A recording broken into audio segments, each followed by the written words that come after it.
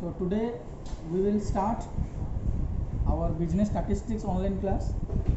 Today we will cover statistical data, and in statistical data your first part is collection of data. How to collect the data, the information collected through census, surveys, or in a routine manner or other sources is called raw data. The word data means information. Its literary means giving the facts. The adjective raw attached to data indicates that the information thus collected and recorded cannot be put to use immediately and directly. It has to be converted into more suitable form or processed before it begins to make sense to be utilized gainfully. Or raw data is a statistical data in original form before any statistical techniques are used to redefine, process or summarize it. So normally data means collecting informations or any other facts, and collection of data is the first and foremost important activity that we have to make. Otherwise, no statistical applications can be made. So first we have to collect the data, and that data can be of two types. One is primary data, one is secondary data. The data that is collected by a particular person or organization from its own use from the primary sources is called primary data. Suppose you are going to a particular field and you are finding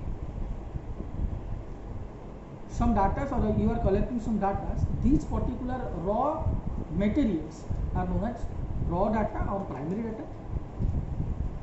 But when you are collecting data from magazines, books, any other materials, websites, Google Chrome, whatever that may be, then it can be your secondary data. It is the data collected by some other person or organizations for their own use, but the investor is also get it for his personal use. You can take the data which was already been collected by anybody. This can be called as secondary data. So there are various methods of collecting primary data. One is direct personal observation. In this method, investor collects data personally and therefore it gives reliable and correct information. Indirect oral investigation. In this method, the third person is contacted who is expected to know the necessary details about the persons for whom the inquiry is meant. One method is estimates from local sources and correspondence. If you are collecting data from local sources or any correspondence, it can be one particular method of collecting data or method of collecting primary data. One is data through questionnaires. The data can be collected by preparing a questionnaire and getting it filled by the persons concerned. And one particular method is investigations through enumerators. This method is generally employed by the government or population census, etc.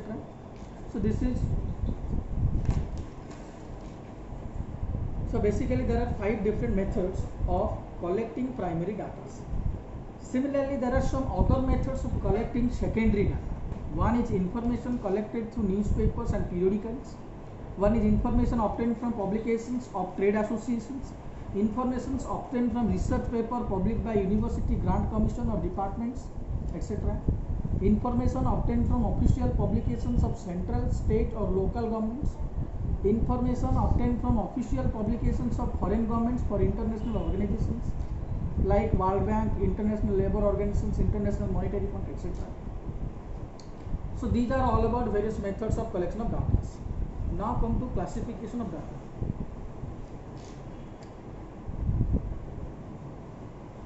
The process of arranging things in groups or classes according to their common characteristics and affinities is called classification of data.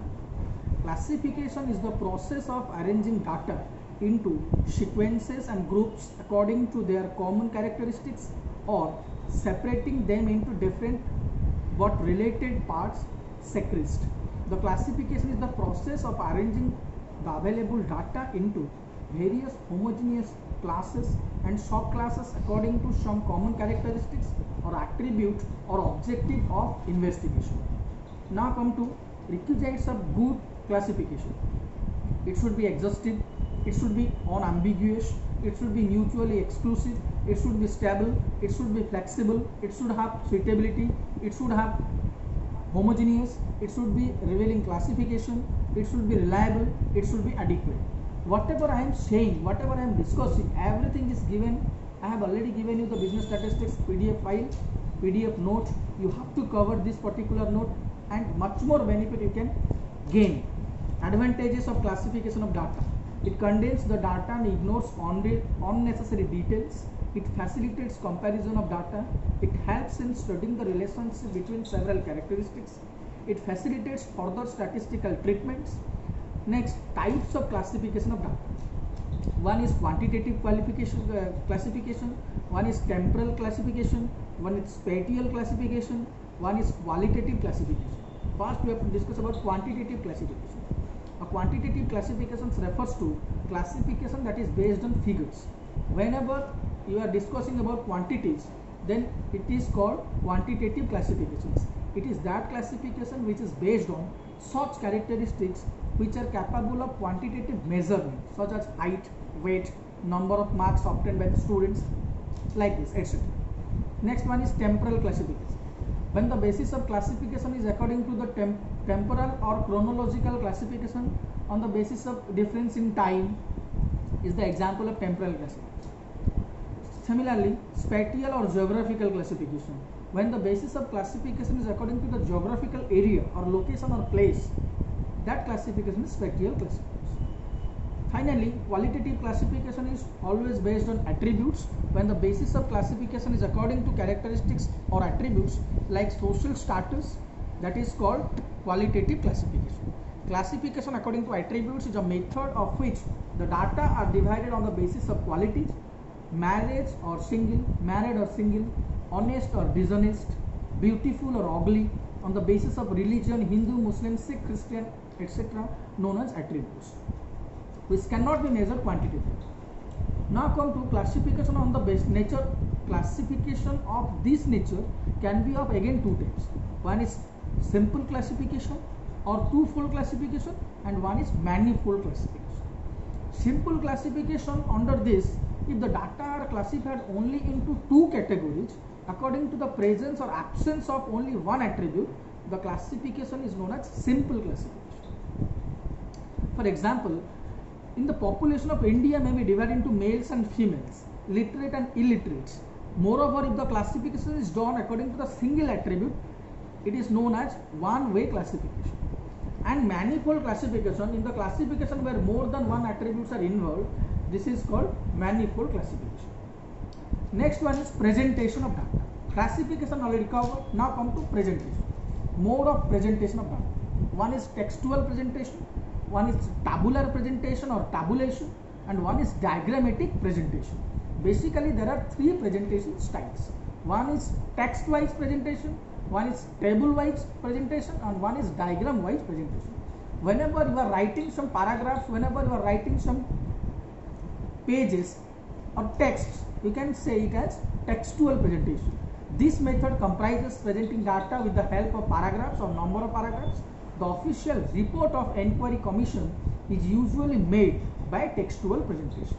Example, suppose in a college there are so many students, some students in the post-graduation level. Out of these post-graduation levels, some number of students are girls, some number of students are boys. There are some students passed in the examination, there are some students failed in the examinations. Out of the pass, some are boys, out of the pass, some are girls, out of the failed, some are boys, out of the failed, some are girls. So if you are writing this particular information is a paragraphs, you can say it as this is known as textual presentation. What are the merits and demerits? That is also given in my PDF. You can read it by yourself. Now come to tabular presentation. Tabulation is a scientific process used in setting out the collected data in an understandable form. Tabulations may be defined as logical systematic arrangement of statistical data into rows and columns. You can say that this is tabulation. If you are writing the data in the form of rows and columns, it is the example of tabular presentation. It is designed to simplify the presentation of data for the purpose of analysis and statistical inferences. Sechrist has defined tabulations as tables are means of recording in permanent form of analysis that is made through classification and by placing in just a position things that are similar and should be compared. The above definition clearly points out that tabulation is a process which gives classification of data into a systematic form. Professor Bowley says the intermediate process between accumulation of data in whatsoever form they are obtained and the final reasoned account of the results shown by the statistics. Tabulation is the process of condensing classified data in the form of table so that it may be more easily understood and so that any comparison involved may be more readily made. There are some objectives of tabulations. One is simplify and complex data, to clarify the objective of investigation, economic space, to facilitate comparison, to depict trend and pattern of data, to help reference of future studies, to facilitate statistical analysis, to detect errors and omissions in the data, to clarify the characteristics of data. And whenever you are going to make a statistical table, there are some parts in the table. One is table number, one is title of the table, one is date, one is stops or row designations, one is captions or column headings, one is body of the table, one is unit of measurement, one is source notes, one is footnotes and references. These are all about some important essentials parts of a statistical table. Now come to difference between textual presentation and tabular presentation. Basically, the tabulation method is usually preferred to textual presentation as it facilitates comparison between rows and columns. Its complicated data can be represented using tabulation. Without tabulation, statistical analysis of data is not possible. It is most for diagrammatic representation. So this is all about classification and tabulation of data. So today's online class is this much.